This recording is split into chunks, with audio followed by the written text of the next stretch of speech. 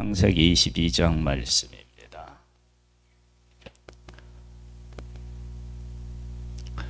하나님께서 아브라함에게 네 사랑하는 네 독자 이삭을 번제로 드리라고 하는 그런 명령을 내리시죠. 거기에 대하여 아브라함이 순종하는 내용이 오늘 본문이고, 그리고 마지막 부분에는 이삭의 아내가 될 리브가의 탄생에 대한 기록도 아울러 나오고 있습니다. 뒤에 나오는 리브가가 탄생하는 이 족보가 사실은 어쩌면 22장을 해석하는 열쇠가 될 수도 있다라고 하는 것입니다. 왜 그러느냐 그러면, 하나님께서는 이미 리브가라고 하는 한 여인의 그 족보 그리고 탄생을 이야기하면서 그와 리브가와 결혼할 이삭을 하나님께서 번제로 드리라고 하셨지만, 사실은 다시 살려서 그 여인과 결혼하게 하실 하나님의 계획이 이미 있었음을 우리가 알 수 있습니다.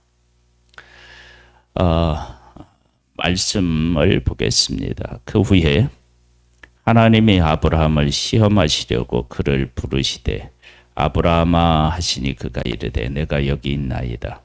여호와께서 이르시되 네 아들 네 사랑하는 독자 이삭을 데리고 모리아 땅으로 가서 내가 네게 일러준 한 산 거기서 그를 번제로 드리라.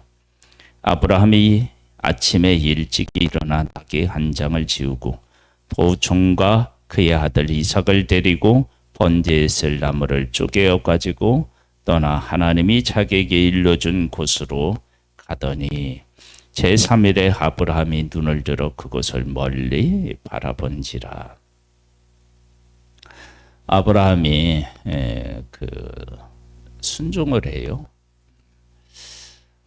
이 순종에 대해서 사실은 우리가 좀 더 이렇게 깊이 있게 생각을 해봐야 됩니다. 정말로 이 순종은 아브라함이 하나님에 대해서 정말로 깨달아 알고, 그리고 그 하나님의 뜻을 모든 것보다 우선으로 온전히 여겨서 순종했느냐, 완전해져서 순종했느냐, 그렇게 질문을 하면 예스라고 하기가 어렵습니다.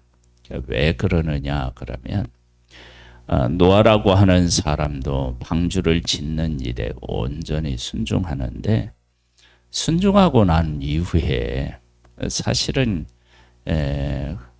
그렇게 큰 일을 감당하고, 그리고 그렇게 주저앉는 모습이 아브라함의 그 노아의 순종이 오직 그의 그가 하나님을 온전히 믿고 따랐기 때문에 그렇다라고 말하기가 어려운 것입니다. 만일에 내가 하나님에 대한 것들에 대해서 온전히 깨달아 알고 그 순종의 의미를 안다면, 이곳에서도 순종하고 저곳에서도 순종하고, 그리고 어떤 일에 대하여서도 하나님의 뜻을 온전히 따랐을 것입니다. 그런데 그게 아니라고 하는 것은, 우리가 온전히 순종한다고 하는 그때는 하나님의 크신 뜻을 이루기 위해서 하나님께서 순종하게 하셨다, 그건 아니고요.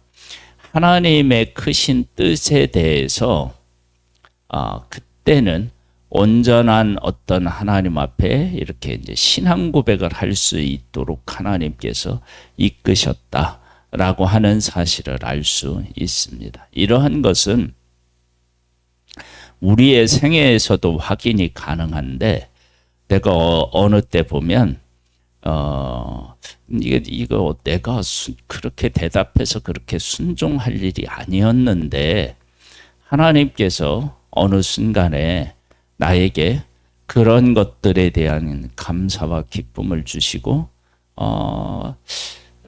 그런 신앙 고백을 하게 하셔서 어떠한 일을 이루게 하시는 하나님의 그 섭리를 보면 알 수 있습니다. 그러면 그렇게 내가 하나님의 뜻에 막 순종을 했는데 그러면 내 삶이 완전히 바뀌었느냐? 아니에요. 그렇지 않아요. 그러니까 우리의 순종에는 하나님의 은혜가 고스란히 그곳에 담겨져 있는 것입니다. 이제 그것을 우리가 이제 알 수 있는 것이 어디에 있느냐 그러면 니브가의 그 탄생에 대한 것을 후반부에 기록해 놓아서 하나님께서는 이미 이삭의 배필에 대해서 생각하고 계시고 그리고 그것을 준비하고 계심을 통해서 알 수 있습니다. 보겠습니다. 5절 말씀입니다. 이에 아브라함이 종들에게 이르되 너희는 나귀와 함께 여기서 기다리라. 내가 아이와 함께 저기 가서 예배하고 우리가 너희에게로 돌아오리라 하고 아브라함이 이에 번제 나무를 가져다가 그의 아들 이삭에게 지우고 자기는 불과 칼을 손에 들고 두 사람이 동행하더니 이삭이 그 아버지 아브라함에게 말하여 이르되 내 아버지여 하니 그가 이르되 내 아들아 내가 여기 있노라. 이삭이 이르되 불과 나무는 있거니와 번제할 어린 양은 어디 있나이까? 아브라함이 이르되 내 아들아 번제할 어린 양은 하나님이 자기를 위하여 친히 준비하시리라 하고 두 사람이 함께 나아가서 하나님이 그에게 일러주신 곳에 이른지라. 이에 아브라함이 그곳에 제단을 쌓고 나무를 벌려놓고 그의 아들 이삭을 결박하여 제단 나무 위에 놓고 손을 내밀어 칼을 잡고 그 아들을 잡으려 하니 여호와의 사자가 하늘에서부터 그를 불러 이르시되 아브라함아 아브라함아 하시는지라. 아브라함이 이르되 내가 여기 있나이다 하매. 지금 그 아들을 번제로 드리라고 하는 이 일에 순종을 하는데요. 사실은 이 장소는 나중에 성전이 되어지고요. 그 다음에 또 그 다음에는 이 일이 예수 그리스도께서 십자가에서 죽으신 것과 또 연결이 사실은 됩니다. 그러니까 네 사랑하는 네 아들, 네 사랑하는 독자 이삭 그렇게 하나님이 말씀하시는데요. 이 독자라고 하는 이 말도 나중에 신약에서 나오지. 독생자를 우리에게 주셨잖아요. 그러니까 이 순종에는 아버지로서 아들을 온전히 드리는 그 순종의 어떤 모습을 가지고 있어야 되기 때문에 아브라함으로 말미암아 아브라함이 이삭을 드리라고 하는 그런 명령을 받았을 때 그 모습을 나타내 보여주어야 됩니다. 그러면 이런 일들을 하나님이 하시게 하기 위해서 아브라함에게 특별한 은혜와 은총을 베푸셔서 하나님의 귀한 것들을 깨우치시고 그 의미들을 알게 하셔서 하나님 앞에 순종할 수 있게 하셨다. 그래서 아브라함이 온전히 순종한 것은 그의 생애를 통해서 보면 사실은 뭐예요? 이것밖에 없다고 할 수 있어요. 다른 거 있나요? 온전히 순종한 거. 갈대우르에서 떠나라고 이야기하실 때 너희 친척 아비집을 떠나라 그랬는데 조카 롯을 데리고 오잖아요.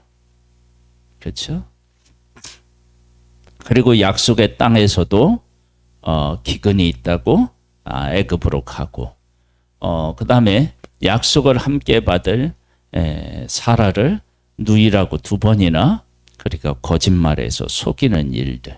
그 다음에 사라의 말을 듣고 이스마엘을 낳고요. 그 다음에 엘리에셀이라고 하는 종을 양자로 삼으려고 했고, 그렇죠? 그리고 하나님을 그렇게 경험했음에도 불구하고 주변에 있는 사람들이 자기를 해할까 봐 두려워하고, 이런 모습들을 보면 아브라함이 정말로 사랑하는 독자 이삭을 이렇게 드릴 수 있는 그런 존재였다라고 하면, 다른 부분에서도 이러한 모습들이 온전하게 나타나야 되는데 사실 그렇지 않아요. 그리고 이렇게 이삭에 대해서 이렇게 번제를 드리고 나서 아내가 죽은 후에 후처를 취해서 또 자녀를 낳습니다. 그러니까 아브라함의 이 모리아산에 가서 번제를 드리라고 하는 이 일은 하나님의 전적인 개입과 은혜 없이는 사실은 불가능했음을 우리가 알 수 있습니다. 그러니까 이런 온전한 순종은 왜 그러느냐? 하나님이 계획하신 약속, 예수 그리스도를 이 땅에 보내실 계획을 세우고 계시는데, 그 일이 하나님께서 정말로 사랑하는 독자 이삭이지만 우리를 사랑하셔서 기꺼이 보내주셨다라고 하는 것을 보여줘야 된단 말이에요. 그러니까 아브라함이 온전히 순종하는 것을 하나님께서 그렇게 그를 세우셔야만 되는 거죠. 그러니까 이 아브라함의 그 순종은 사실은 하나님의 한량없는 은혜다. 보겠습니다. 12절로부터 보겠습니다. 사자가 이르되 그 아이에게 네 손을 대지 말라. 그에게 아무 일도 하지 말라. 네가 네 아들 네 독자까지도 내게 아끼지 아니하였으니 내가 이제야 네가 하나님을 경외하는 줄을 아노라. 그러니까 하나님 앞에 하나님을 경외했기 때문에 그렇다. 아노라라고 하는 것을 보면 그 전에는 온전히 신뢰하지 못한 부분들이 있었음을 우리가 알 수 있습니다. 아브라함이 눈을 들어 살펴본 적 한 순양이 뒤에 있는데 뿔이 숯불에 걸려 있는지라 아브라함이 가서 그 순양을 가져다가 아들을 대신하여 번제를 드렸더라.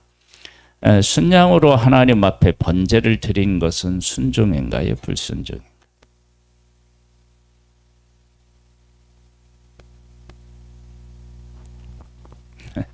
당연히 순종이죠. 왜냐하면 이미 아들을 드렸기 때문이고, 그리고 그 전에 뭐라고 했냐면 내 아들아 번제할 어린 양은 하나님이 자기를 위하여 친히 준비하시리라 라고 고백을 했는데, 하나님께서 이 양을 준비해 주셨습니다. 그러니까 지금 양으로 번제를 드렸는데 이미 이삭을 드리고 하나님이 받으신 후에 양을 드렸기 때문에 그것은 순종입니다. 하나님이 그렇게 그에게 주셨기 때문입니다. 아브라함이 그 땅 이름을 여호와 이레라 하였으므로 오늘까지 사람들이 이르기를 여호와의 산에서 준비되리라 하더라. 여호와의 산에서 무엇이 준비돼요? 독생자 예수 그리스도가 사실은 준비되는 것입니다. 그러니까 예수 그리스도가 이 땅에 오셔서 십자가를 지고 온전히 순종하시는 그 모습이 이삭을 드리는 이 일의 예표로 나타난다면, 아브라함과 이삭의 그 신앙에 하나님께서 특별한 은혜를 베풀어 주셔서 온전한 순종을 할 수 있도록 하나님이 하셔야 되는 거죠.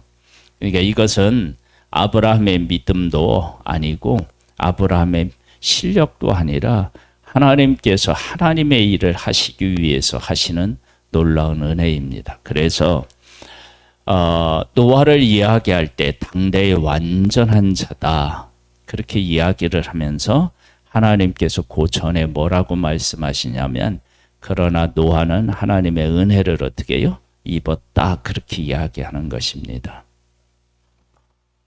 완전한 자인데 뭔 은혜를 입을 필요가 있어요. 그런데 하나님께서 은혜를 베푸시는 것입니다.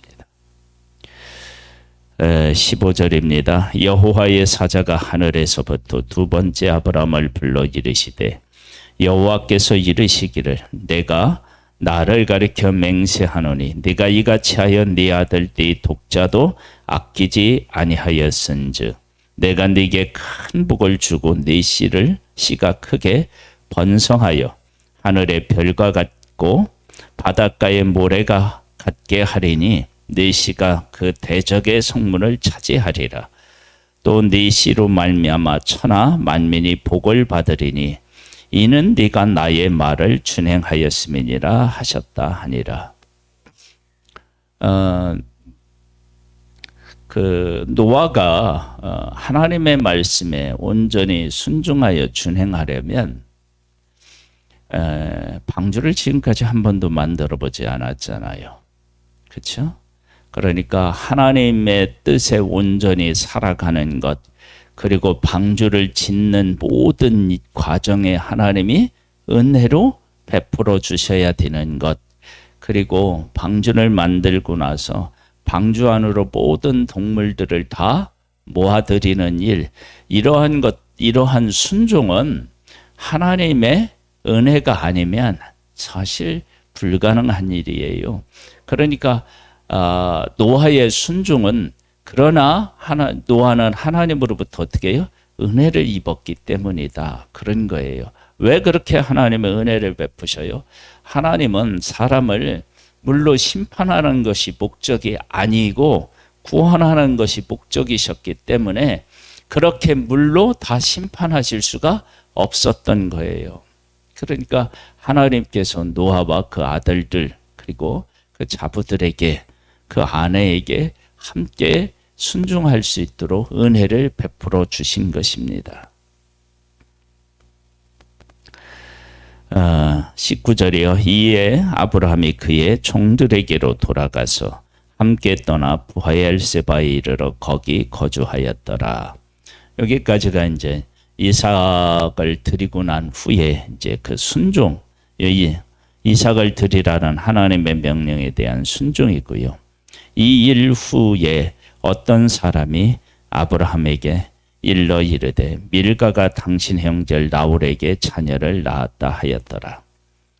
그의 맏아들은 우스요, 우스의 형제는 부스와 아람의 아버지 그무엘과 게셋과 하스와 빌다스와 이들랍과 부드헬이라. 이 8사람은 아브라함의 형제 나홀의 하나 밀가의 소생이며 부드헬은 리브가를 낳았고 나홀의 처 루후마라 하는 자도 데마와 가함과 다하스와 마하가를 낳았더라. 아멘. 여기 이제 리브가가 낳았다고 그러고요. 이 리브가는 나중에 이삭의 아내가 됩니다. 그러니까 하나님께서는 아브라함의 순종, 그리고 그 이삭을 다시 죽지 않고 살려서 리브가와 결혼하여서 하나님께서 약속하신 약속을 이루기 위한 준비를 사실은 하고 계셨던 거예요. 그러니까 하나님께서는 하나님의 뜻과 하나님의 섭리를 이루기 위해서 한 사람으로 말미암아 순종에 이르게 하는 은혜를 베푸시는 것입니다. 순종에 이르게 하는 은혜. 그러니까 이런 생각을 해보면요. 그 초대교회 당시에 스데반이 순교하잖아요. 그 순교할 때 그의 얼굴이 이제 그 천사와 같이 빛나고 이런 모습을 보여주는데, 그러한 것들도 다 하나님의 은혜죠.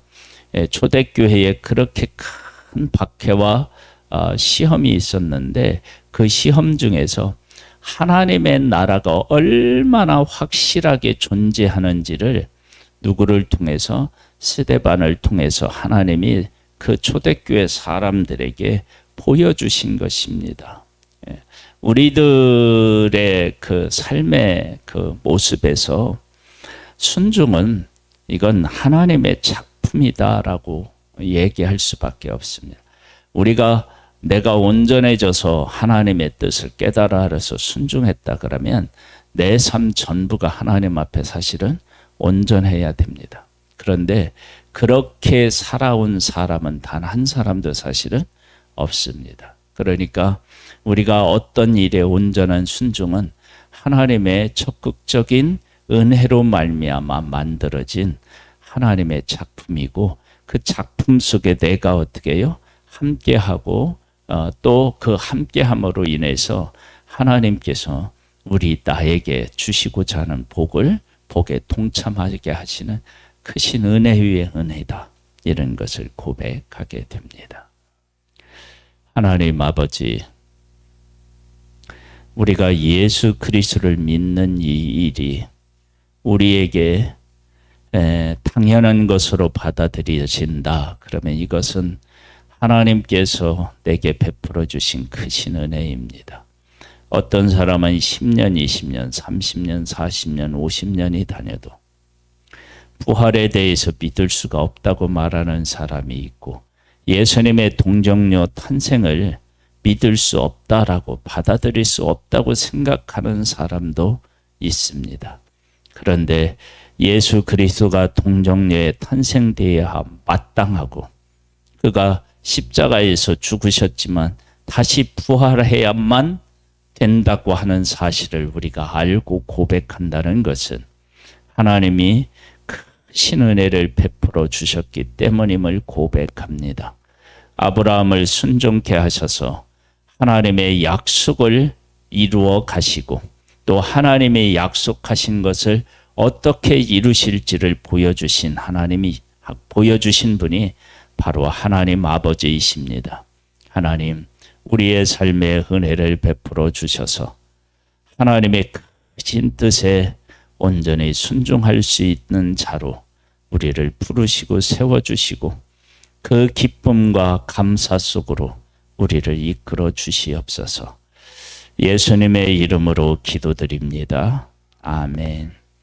하늘에 계신 우리 아버지요, 이름이 거룩히 여김을 받으시오며 나라에 임하옵시며 뜻이 하늘에서 이룬 것 같이 땅에서도 이루어지리이다. 오늘날 우리에게 일용할 양식을 주옵시고, 우리가 우리에게 죄 지은 자를 사하여 준 것 같이 우리 죄를 사하여 주옵시고, 우리를 시험에 들게 하지 마옵시고 다만 악에서 구하옵소서. 대개 나라와 권세와 영광이 아버지께 영원히 있사옵나이다. 아멘.